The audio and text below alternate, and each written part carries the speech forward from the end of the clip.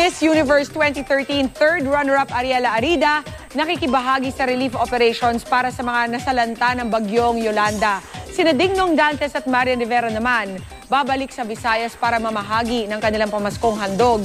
May chika si Lar Santiago.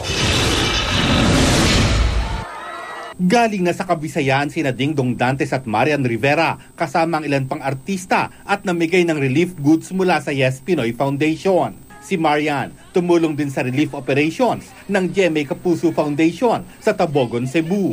Ayon kay Dingnong, hindi nila naiwasang makaramdam ng panlulumo nang makita kung paano nasalanta ang mga lugar na kanilang pinuntahan.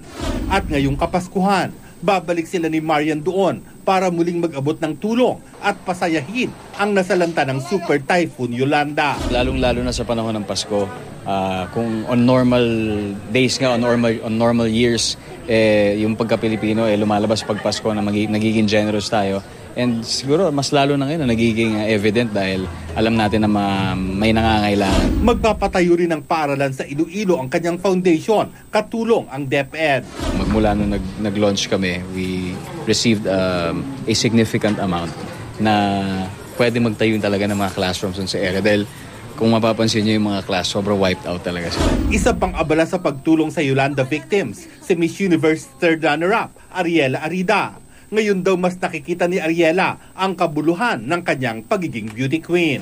Especially ngayon, mas nafe-feel ko ano talaga yung purpose ko. Kasi busy nga po ako sa mga relief operation. So, alam mo yun, kung wala ako sa katayuan ko ngayon, siguro wala akong chance. Hindi ko alam kung paano ako makakatulong sa mga kababayan natin.